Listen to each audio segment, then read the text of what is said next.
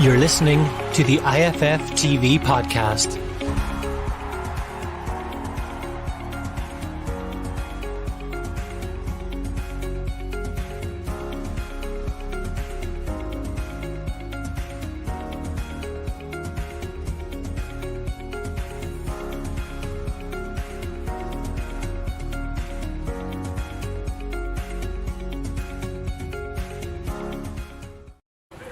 How are we doing, UK? How's it been so far? Can you sort of tell us briefly what you've been up to as a group in the last few days? Yeah, the last few days, obviously, we were training, I suppose, in Girona. Just working on bits and pieces for Andorra. We're in Andorra now. Travelled there a few hours ago, and training tonight at the ground and get ready to go really for tomorrow night. How big a game is this, do you think? Yeah, listen, they're all big. Listen, we want to kind of get that win under the belt. They're all big for us at the minute. Playing for Ireland is always a big one, no matter if they're friendlies or not. So, listen, at the minute for us, they're all big. Obviously things haven't gone great for us, but we're hoping to get that result that we're all looking for really tomorrow. There's a lot of new faces, obviously, in the team. Are you hopeful that everybody will be able to gel on the night? Yeah, I think that's been the story for us for the last 6 months or however long it's been. We've had new faces after new faces for all different types of reasons. So, there's been chopping and changing a lot. So, hopefully the lads that are here at the minute now can take their chance. Whether it's the lads that are new, whether it's the lads who are a bit more experienced. Hopefully everyone can grab the opportunity tomorrow. Thanks, Conor. No problem. Will from Off the Ball. Hi, Conor. How we doing? I was wondering, is this nice to be able to get back to an international window after the disappointment of the Championship playoff final last weekend? Yeah, of course. Yeah, it's always great to meet up with the lads. I was really eager to get out here after the final, win or lose. I missed the March camp as well, so I haven't seen a lot of people for quite a while. Looking forward to tomorrow night and Hungary as well, and just to get back out there and, like you said, forget about the weekend as best as possible. Obviously it was very, very disappointing, but such is life, and you have to keep cracking on and keep moving in the right direction. I know your focus is going to be on these two games coming up, but do you think about your own future this summer? Because you went out alone, you were very clear that you wanted to play games in terms of joining Swansea. You're likely to probably have a decision about your future this summer. Yeah, probably so. There's no getting away from that. Firstly, we got a couple of games with Ireland, and then going to have a little bit of downtime, bit of relaxed time, because we've had two pretty much back-to-back seasons. It's been pretty relentless now for a long period of time, and then we'll see what happens with the future after that. But first and foremost, there'll be obviously after these two games, I'll be heading back to Villa for pre-season and see where we go from there, really.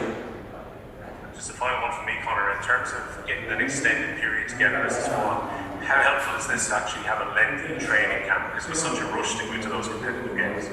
Yeah, I think it's always important to get on the training pitch, get gelled. Like you said, there's new faces coming in, and there's a few older heads, and there's a bit of a mix. So, no matter who comes in, we need to gel as quickly as possible. It's been nice to have a little bit of a camp, like you said, where you can get on the training pitch and get some work done. So, hopefully that will stand us in good stead heading into these two games now. Thanks a lot. All right, no problem. Damien Spellman, PA, please. Conor, just going back to something you spoke about with Guy there, and when the squad has gone through the kind of transition the Ireland squad has in the last year or so, how difficult is that as players to balance that with your desperation to be winning games? Because transition's always going to be different. Yeah, it's been really, really tough for the lads over the last year. Let's say, I think the amount of transition and chopping and changing that our squad has had has been huge. It hasn't been easy whatsoever. COVID has really hit the squad, injuries, even close contacts, stuff like that. So it hasn't been easy. The amount of numbers that's been changed in some squads has been ridiculous. It's been 12, 13, 14 players, and I don't think a nation like Ireland can have that many people out, so it hasn't been easy, but listen, it is what it is. Hopefully now, COVID's kind of heading in the right direction, and we can get the main squad in as much as possible, barring injuries, and there won't be any COVID disruptions, and Yeah, of course we want to get that win sooner rather than later, and hopefully that will come over the next 2 games. Yeah, I mean it's important to get that monkey off the backs, isn't it? Because you're a team that's had so many good results in recent years. Yeah. You know, just that run has been quite tough. Yeah, it's not been easy at all. There's no getting away from that, and you know, hopefully sooner rather than later, like we all know and want, that will be the case. That we'll get that monkey off our back, get the win that we all want, and keep moving in the right direction. Really, you know, it's important. You know, it'd be great for kind of the newer lads to taste victory in a green shirt. So hopefully that can come tomorrow, because it's a special feeling when you win for your country, when you win for Ireland. So yeah, it'd be brilliant. Thank you. Paul Walsh, Virgin, please.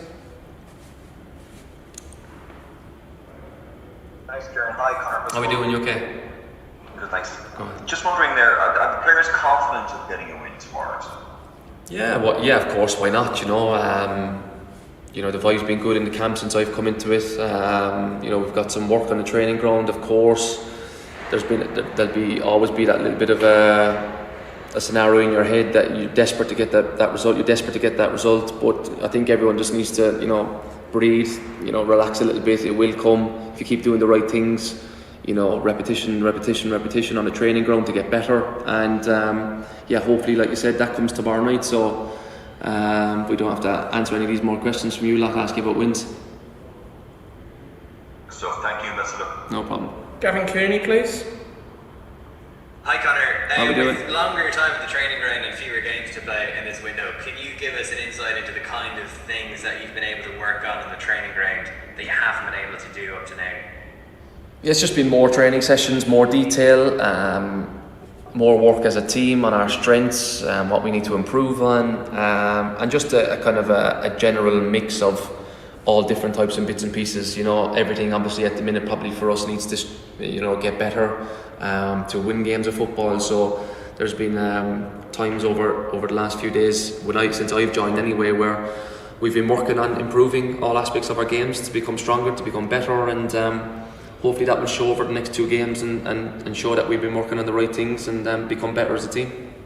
Yeah, and in terms of getting better, is there anything in particular that the manager's been stressing, one aspect of the game that you have to improve?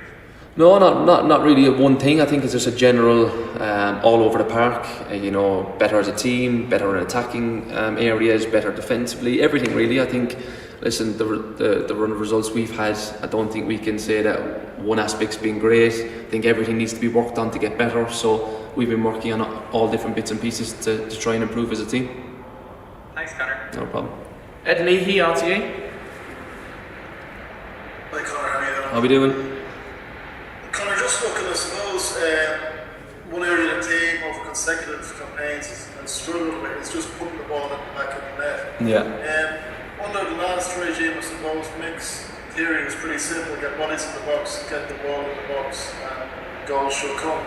Can you give us any sort of insight into what Stephen has been working on in terms of where those goals can come from, and whether there's a sort of a confidence issue, a decision-making issue as well, and just a bit more, is he pushing as well, I suppose, just to have a bit more confidence at maybe shooting from long range, like you're very adept obviously, but that sort of aspect as well as just the basics. Is there anything else he's working on? No, I just think everyone needs to chip in with goals. Strikers, midfielders, wingers. If lads can get on the end of things from set pieces, everyone needs to kind of be able to chip in. You know, it's not been easy. Obviously, like you said, goal scoring hasn't been our best trait, but there has been a couple of goals scored over the last couple of games, which has been great. Obviously, the March one, we managed to score a few. You know, against Serbia and one against Qatar. So, no, listen, I think in terms of that, everyone needs to chip in a little bit. It's not all down to the strikers. Like when we defend, it's not all down to the defenders. You know, you defend as a team. So I think it just needs to be spread out a little bit. Yeah, hopefully that will be the case. And can I just ask you about, I suppose, the dynamic in the squad? Because there's so many, you being one of the senior players, but there's so many younger players coming through. Is it more of an open sort of atmosphere in terms of there's no specific senior sort of group, but as almost everybody is contributing? Is that a good thing, you think? Yeah, it's brilliant. Yeah, it's brilliant. It's very, very exciting. I think it's very, very exciting that there's such a young squad here with a sprinkle of older heads. But at the same time, that's tough because the younger lads are learning on the job. You know, it's not easy to go out there and perform at international level when you're new in the squad.